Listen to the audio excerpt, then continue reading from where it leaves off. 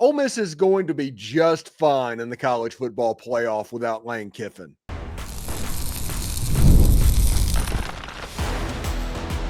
You are Locked On Ole Miss, your daily podcast on the Ole Miss Rebels. Part of the Locked On Podcast Network, your team every day.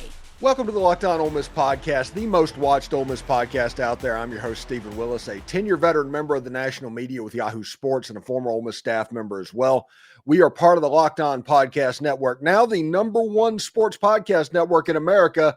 That's all due to you. Thank you very much. On today's show, we're going to be celebrating and talking about the college football playoff and why I don't expect much of a drop-off, even with Lane Kiffin no longer leading the team out of the tunnel.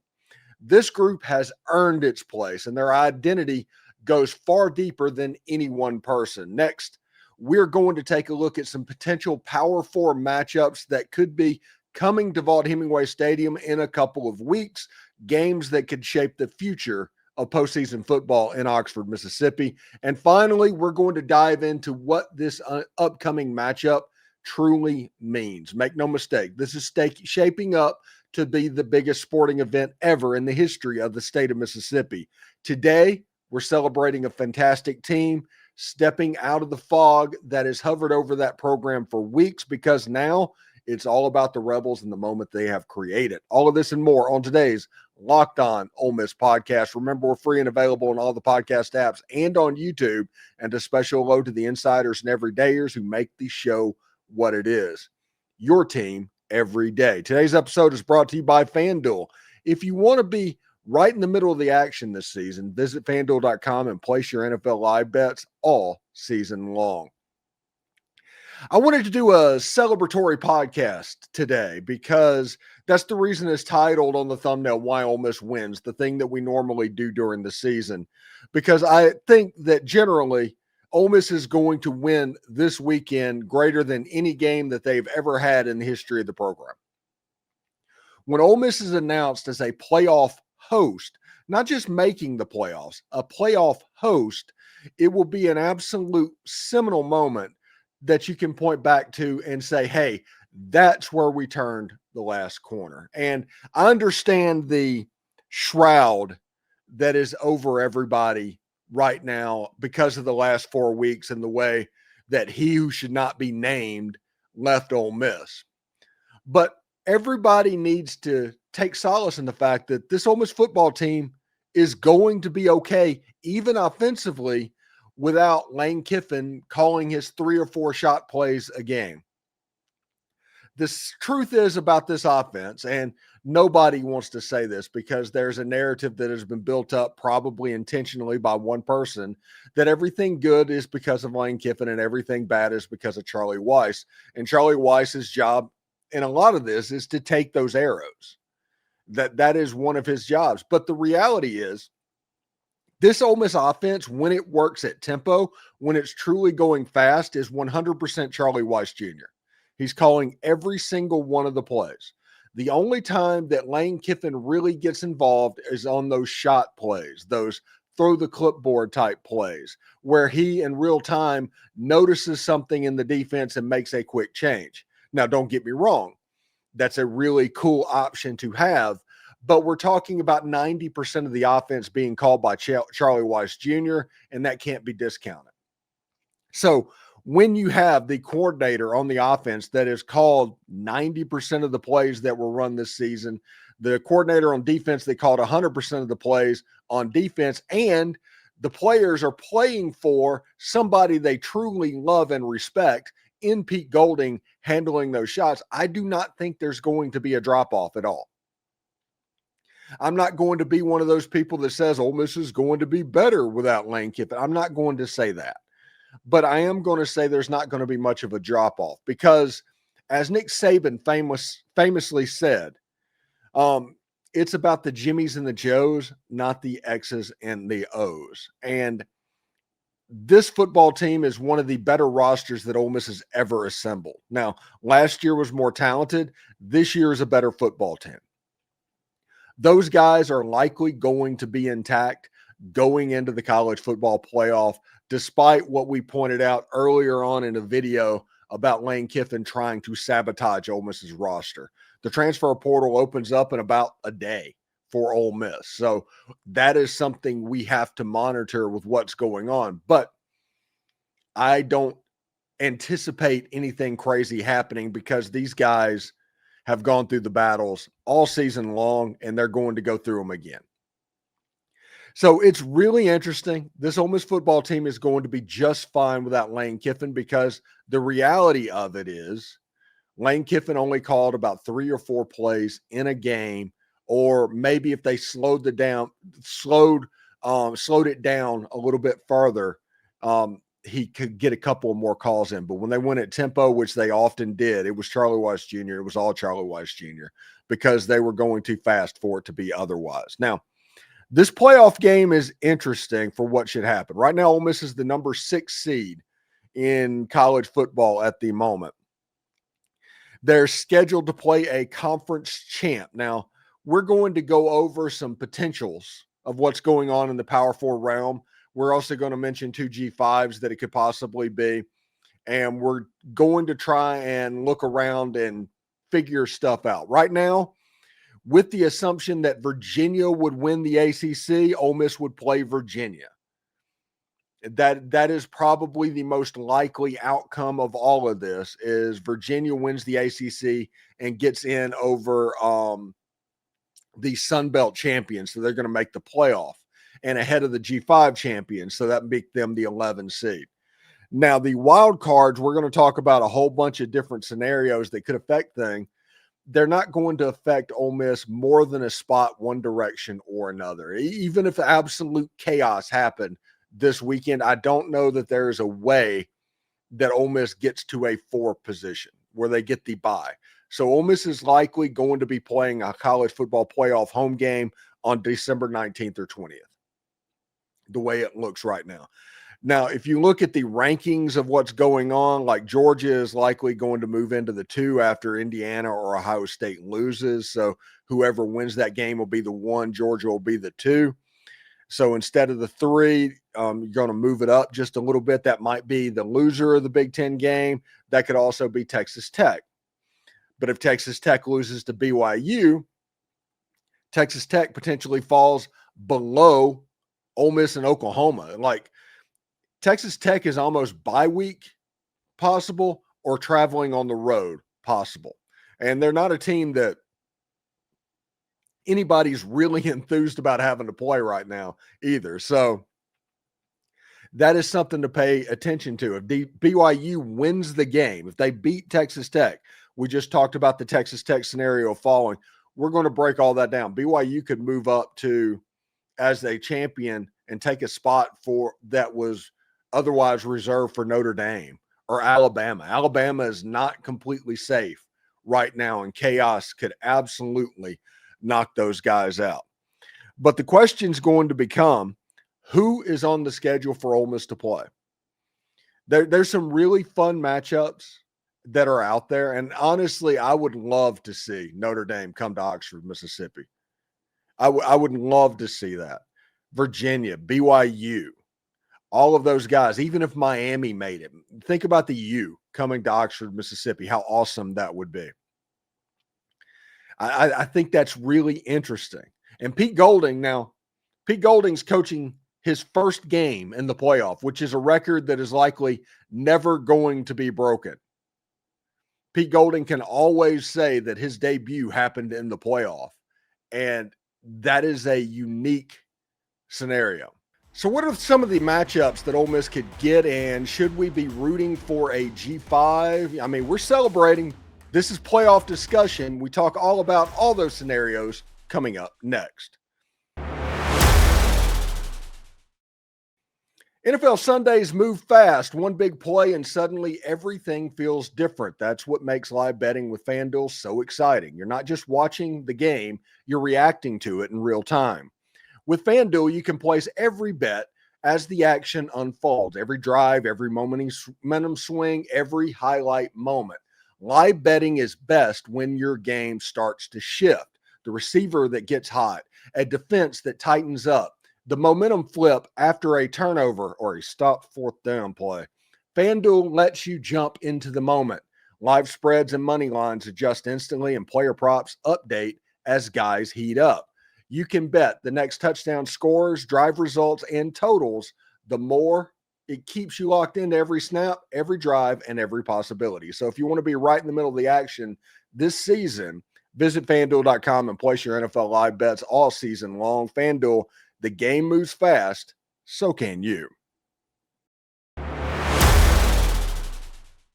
Do us a favor, like, subscribe, and comment on this video. Subscribe to the podcast on whichever audio podcast you're listening to and give it a 5-star review. It costs absolutely nothing, but it helps keep all of this for free. Locked On is getting ready to change the game again Monday, all in the name of having fun following your team. More information as it's available. Thank you for making Locked On Ole Miss your first listen of the day, and thank you for making Locked On your number one sports podcast network in America. That is all on you. All right. So there are several Power 4 teams that could end up traveling to Vaught Hemingway Stadium after this weekend's events. Like BYU and Texas Tech have to play. That's a big game for Ole Miss fans. Virginia and Duke, big game for Ole Miss. James Madison and Tulane, and although they play on Friday night.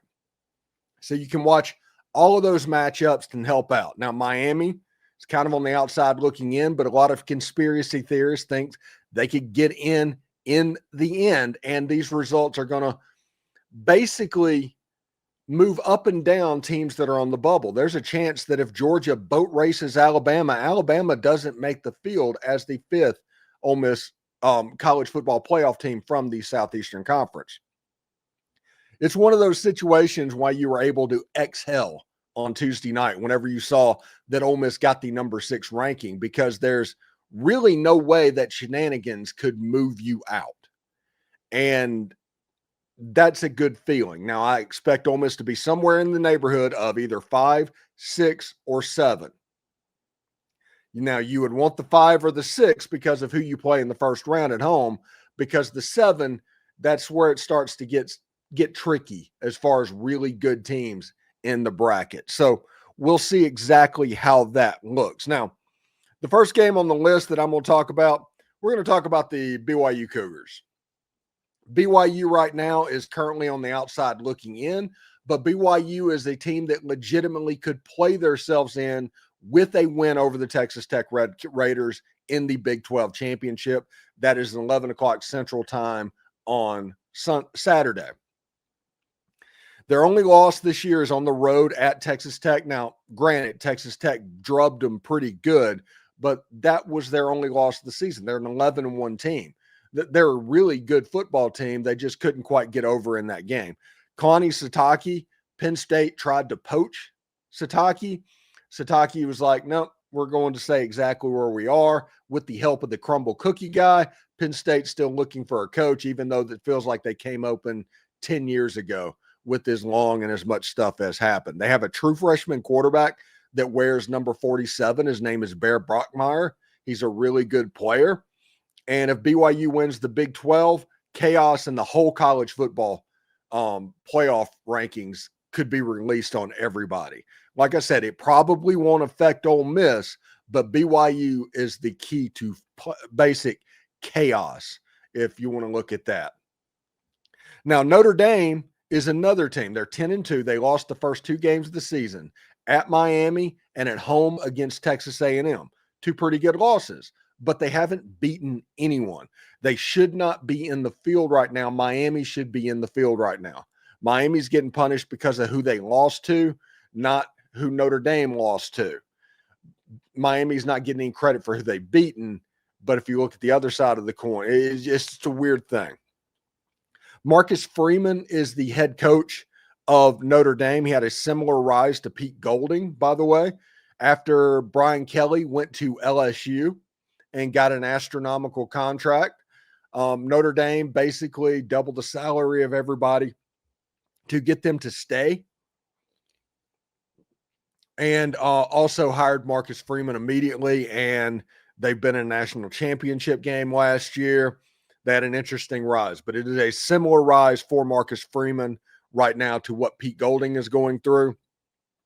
Ole Miss would take similar results right now because the Notre Dame program, nobody would argue that program actually took a step forward after Brian Kelly left the program. And Brian Kelly is a good coach. We like to lampoon him, but he's a pretty good coach. The far most likely scenario of a team coming to Oxford are the Virginia Cavaliers. They would be the ACC champion at 10-2, at that point 11-2 if they beat Duke. They have Tony Elliott as their head coach. They have Chandler Morris as their quarterback. I think that's Chad Morris's son that has gone from like TCU. He's bounced all over the place. Kind of a surprise year for the Virginia Cavaliers. And this would be their first playoff. And I remember anytime we start talking about expansion, they mention that to the SEC wants North Carolina and Virginia. And everybody's like, Virginia, and starts giggling. Well, if Virginia gets to the SEC or the ACC championship game and wins it, all of a sudden that becomes a real big story for the future. So Tony Elliott's doing a really great job for the Cavaliers right now. And finally, the Miami Hurricanes. They beat Notre Dame, but they're going to have to sweat inclusion into the playoffs for weeks because they lost in Louisville and SMU. They lost in Louisville at home, and Louisville kind of the wheels fell off towards the end of the season. I'm not counting the Kentucky game. It's really bad look for Miami right now, but they do have that Notre Dame win that they can hang their hat on. They have the exact same record as Notre Dame. And they beat them head-to-head. But for some reason, right now in the rankings, Notre Dame is 10. Miami's on the outside looking in. And it's a really bad look. And Miami is poised right now to go 10-2 and miss the college football playoff for the second straight year. I think that Miami is more likely to get into the playoff than Notre Dame right now. I don't know why I think that, but I definitely think that. Whenever you look at the chaos that could happen, let's say BYU beats Texas Tech. Alabama gets boat raced by the Georgia Bulldogs, which is possible. That's a banged up football team right now. You're looking at a situation where Ole Miss could end up in the 5 spot. Georgia moves up to number 2. You have 3 other Big Ten teams that get buys, essentially. And then after that, everybody moves forward. Alabama and Notre Dame, they move out for BYU and Miami. There's still some movement that could happen in these playoff rankings. And we're going to have a watch party on Sunday from 12 to 3. We're going to watch it, react to it. I'm going to try and get the SEC After Dark people, the Biscuits and SEC people. Anybody that wants to join and have an opinion is more than welcome to come in. I think we can take up to like 8 or 9 people or something like that. So anybody that is willing to do it, we're going to try and put them on TV and do that for like 3 hours. And then we're going to have the reaction roundtable, which normally comes out at noon. It's going to come out at about 7 with the people that they're going to talk about the college football playoff and the SEC championship game and all of that stuff as well. I don't know if there's going to be a Monday morning show or if we're just going to rest our laurels on those 2 broadcasts. Since we're spending 3 hours doing the watch party and then we're spending an hour or so doing the reaction roundtable, there may not be a show on Monday morning. So be prepared for that. But as it sits right now, that's what we're going to do on Sunday, is just completely live react to the rankings with the Biscuits and SEC people and the SEC After Dark people and any of the other Ole Miss beat writers that want a platform. They're welcome to come on, and we'll just do that for 3 hours and talk and go back and forth and speculate over and over again. Should be a lot of fun. Just want to give everybody a heads up of what's going on and how it's going to change just a little bit. And after Monday, we'll be able to report on Ole Miss's first practice for bowl preparation or playoff preparation from Oxford, Mississippi a little bit. So that will be an interesting story as well. So stand by for all of that. We'll see exactly what's up. In our final segment, it's a game that's worth $70 to $100 million for Oxford, Mississippi. And Oxford might just become the largest city in Mississippi that day. It's going to be a party. You know how Ole Miss does that. We'll talk about all that next. You know, the holidays are officially here, which means gift hunting season is on. And if you want something meaningful, personal, and guaranteed to get a reaction, Aura Frames is the gift that delivers every single time. It's not something you wrap, it's a way to share memories because Aura isn't your average picture frame. You can preload the frame with photos before gifting it. So when they plug it in, the memories are already there. No apps to figure out, no setup headaches, just instant smiles. Send this to grandparents, parents, newlyweds, anyone that loves photos. Endless uploads of pictures and 30-second videos through the Aura app. Add a personalized message right inside the frame so the gift feels thoughtful the moment it is opened. Packaging comes gift ready with no price tag, no wrapping needed. A huge win. It's a holiday gift that actually gets used, not forgotten in a drawer. For a limited time, save on the perfect gift by visiting auraframes.com to get $35 off Aura's best-selling Carver matte frames named #1 by Wirecutter by using the code COLLEGE at checkout. That's AURA frames.com, promo code COLLEGE. The deal is exclusive to listeners and frames sell out fast. So order yours now to get it in time for the holidays. Show support for this show by mentioning us at checkout. Terms and conditions apply. auraframes.com. You know, we're roughly 2 weeks away. Basically 2 weeks away. You're looking at December the 5th. First playoff game is December 19th. 2 weeks away from right now is what's going on. And Ole Miss is going to practice likely. You have to worry about the schedule and the logistics and all that. I'm sure the playoff committee is going to send that out immediately of when all of the preparation and everything's going to happen, the teams coming in, the media requirements, and all of that good stuff. The point is, we're kind of in the middle of it now. And after a week that was, I guess, bizarre would be a good way to say it, with signing day and the coaching change and all of that stuff, it's kind of nice that Ole Miss just goes into Sunday's show just watching it. There's not really a way to hurt you. And Ole Miss doesn't have to travel anywhere. They're going to play the game in their stadium. Tickets are going to go on sale. Keith Carter mentioned that the dorms are going to be open for students that want to come back. 13,000 tickets for students are going to be made available, and it's going to be first come, first serve. If you have season tickets, don't wait. It's first come, first serve. I'm talking about might not be a bad idea to go ahead and start camping out on Saturday night and getting ready for what's going to happen.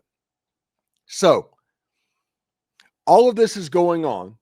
The hotel owners, the restaurants, the library is probably going to charge a $250 cover. But it's going to be a day that was promised, essentially. When Johnny Vaught went through his run of, was it 1958 to 63, where they were just winning SEC titles and they were just really, really good. It was kind of promised, and there's a whole generation of people, you know, boomers, you know, I don't mean that in a negative connotation either, but whenever they were young, my father, for instance, was about age 8 to age 13, right in his formative years, were those Johnny Vaught teams that were able to get Ole Miss to the pinnacle of the sport, 3 national titles, the Grantland Rice Trophy. I've seen it. It's in a trophy case. Don't tell me they're made up titles. There's real trophies that were presented for winning those. And I'm excited for Ole Miss to finally get back. What we thought was happening when Eli took on LSU in 2003, to where they did the Johnny Vaught intro and all of that, and it didn't quite work out for the Rebels. This feels like the culmination of Ole Miss is finally back. They've turned that final corner. They're going to be completely nationally relevant. And I think, in my opinion, you know, we're about 2 weeks away, as we sit right now, away from the college football playoff. that homage, you should say, to John Howard Vaught needs to be paid for this game. It feels like a full circle type moment. And I've talked about this on shows multiple times. I think that the John Howard Vaught helmets need to come back out. And what I mean by that are the powder blue helmets with the numbers on the sides. Wear red jerseys, wear blue jerseys. I don't particularly care which one, but I do think that homage needs to be passed on because of what happened to this new era for Ole Miss football. If Ole Miss wins this game, they've averaged 11 wins per season over the last 2 years. That's pretty cool. And this game and that look was the last time that Ole Miss was relevant in this type of way. Ole Miss took the field looking exactly like numbers on the side of the helmets, red jerseys, blue pants. The typical look for what was Ole Miss was that. In fact, it could be argued, and argued pretty effectively, that the time that everything kind of switched was whenever that got taken off the helmet. So I do think homage needs to be passed on to Johnny Vaught for what he did and Ole Miss getting back. And this would be a cool way to do it. Now, one thing that I think would be cool, and this is just my opinion, is Clemson wears the orange pants only when they get to the playoff. Those are playoff orange pants. That's what they do. Notre Dame puts names on the back of the jersey when they make the postseason. Either bowls or otherwise, that's when the names go on the back of the jersey. Ole Miss's tradition, should they choose to accept it, could be, hey, when you play a playoff game or even a bowl game, you go back to the JHV helmets because that's the era that we want to represent on the football field. The winning tradition needs to happen because for the last 6 years, it's been about Lane, for better or worse.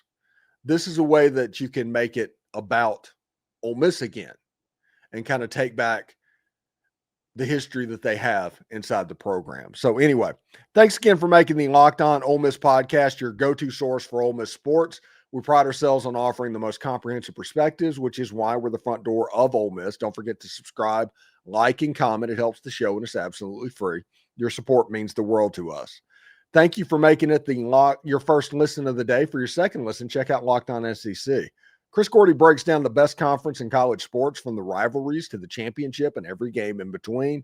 Find Locked On SEC on YouTube or wherever you listen to podcasts. As part of the Locked On Podcast Network, your team every day. Hotty toddy, everybody, and the celebration is on. Home playoff game 2 weeks away. About. We'll find out for sure on Sunday. So hotty toddy, everybody.